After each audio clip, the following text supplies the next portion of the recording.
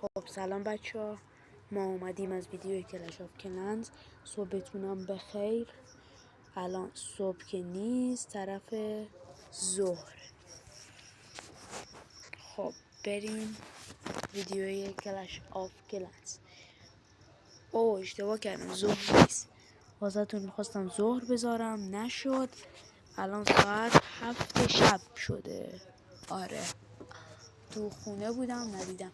ساعت 7 شبه و تصمیم گرفتم دوباره بهتون ویدیوی کلش آف کلنز بذارم.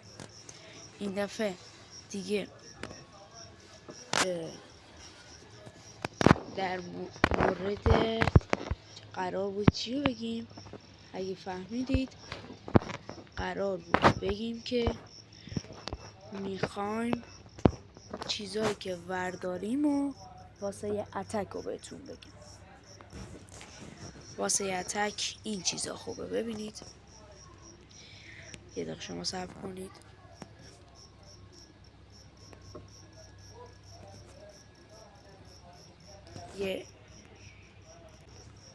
خب داشتم میگفتم اگه میخواید واقعا سه کنید، 6 تا بالون بردارید، 9 تا الکترو بردارید. این ترکیب باعث میشه شما همیشه برنده بشید. 4 تا خشم بردارید، 3 تا یخزدگی، که یخزدگی به خاطر اینه که وقتی الکترها میرسن به خونه قدرتش زیاده و الکترها رو میکشه و وقتی که الکترها بمیرن شما 1 ستاره خونه رو نمیگیرید. پس به خاطر اونه. تجهیزات قهرمانان هم توی ویدیوهای قبلی گفتم، برید ببینید. و بازم اینجا دقیق نمیگم، فقط نشون میدم. این و این و این. اگر شما اینو دارین که خوبه. من هنوز اینو باز نکردم. اگه شما اینو دارید واسه یکی از قهرماناتون بذارید، چون من هنوز اینو باز نکردم و نمیتونم چیزی از در موردش بگم. خب یه اتک با این ترکیب بزنیم ببینیم چه جوریه. ببینید، موقع اتک به این نکته دقت کنید. همین نکته که همین نکته موقع تیر زدن ما، منظورم این تیره، اون تیره سفیده بود.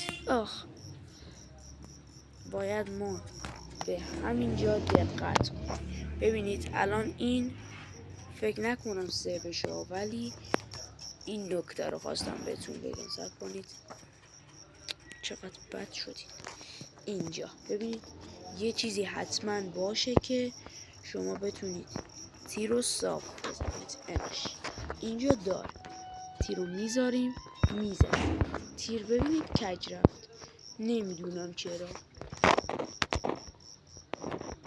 این تان 14 مکسه و ما شکست نمیتونیمش بدیم چون ضعیفیم. ببینید اسپلا رو به ترتیب میریزید تا بتونن توپ کینگ رو میزنیم. توی ویدیوی قبلی هم گفتم چه کاربردی داره. منتظر میمونیم و این آتیش رو میزنیم. تمام. فعلا که خوب پیش رفت، ولی سه نکردی. خونه که ببینید، منظورم این بود، خونه سری میکشه، سری یخش میکن. من به خاطر این بهتون گفتم. دیدید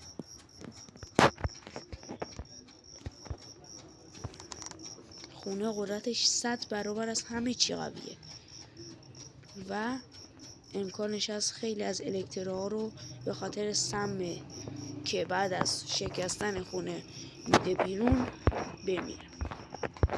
من الان همه مردن بجز ملکه کماندار. ملک کماندار هیچ کس دیگه زنده نیست. نه، ملک کماندار خیلی خوب داره میزنه. خب زیاد لفتش ندیم و سریع برین سراغ این. سراغ منظورم اینجا بود. شما اگه میخواید همیشه خونه رو بزنید، اینا رو بردارید.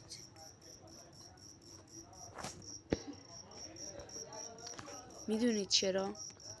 به خاطر اینکه الان بهتون میگم و میفهمید که مثلا مبارزه دوستانه هرچی.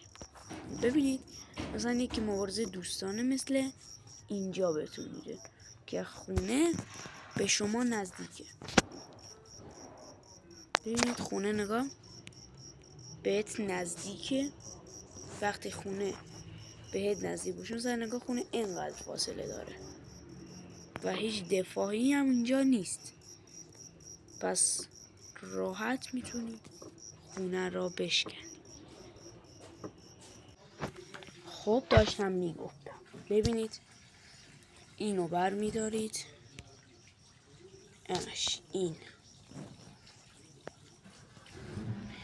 اینو که برداشتید دقیقاً از این فاصله داره، پس ما دقیقاً میندازیم اونجا، میذاریم یکم نزدیک بشه، ولش میکنیم، یه سول نامرئی. تموم. تموم. خونه رو زدیم و سه کردیم به همین راحتی و خوب. و پول زدن هم که با همین اوکی، نگاه راحت پولا رو میزنن و شما یه عالم پول دستتون میاد. تموم. این از پولایی که گفتی. بیا الان که من پول دستم نمیاد چون مبارزه دوستانه هرچی اینا ارتقا. بیا همه پولا رو زدیم و فقط واسه پول زدن. الکترو هم اینجوری هم که وقتی بزنن 7-8 تا رو میزنن. 7-8 تا کنن 1 2 3 4 تا 4-5 تا.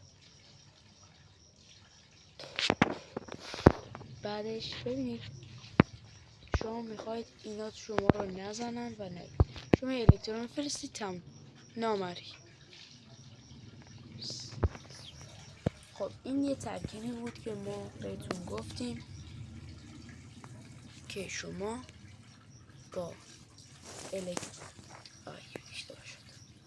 الکترون و بالون حمله کنید.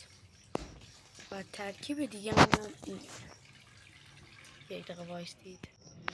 خب این ترکیبمون یه کوچولو بد هستش ولی میشه گفت واسه بعضیا این ترکیب خوبه. یعنی شما میتونید با آرچر چیزای خوبی بزنید. مثلا ما لوت لازم داریم 2 تا میفرستیم. حواسم نبود اینجور جاها رو نمیشه شکست داد. مثلا یه راه داره که شما یه جای آزاد اینا رو بکنید. آزادترین جا اینجاست که ما همه آرچرها رو بکنیم و یه نامردی روشون بندازیم.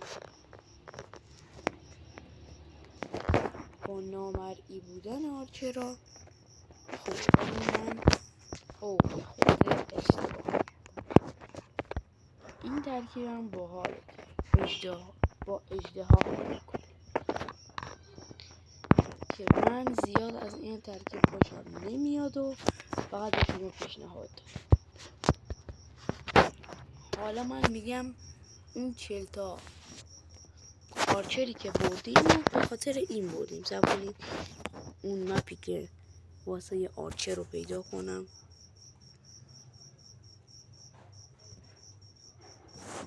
بذارین من پیدا کنمش.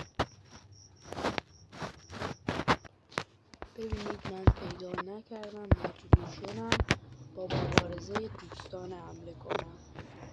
ببینید اینجا چرا میریزیم دونه بدونه خودشون آروم آروم شروع میکنن به زدن. این برام میریزیم اینجوری تموم شد. فقط پول میخواستی ابرگان مثل چی بگم بهتون، یعنی میزنن دیگه، اینجوری میزنن و شما همه لوتا رو به دست میارید. بعد اگه یه خورده به سمت این برن تمومه. ببینید دوتا به چخ رفتن. میان جلو میمیرن. فقط یه بذارید من این اینجا دارم که آتیش صاف بخوره رو خونه، یا اینو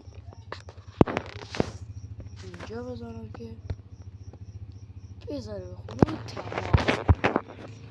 یه ستاره. میتونید این روش رو تست کنید،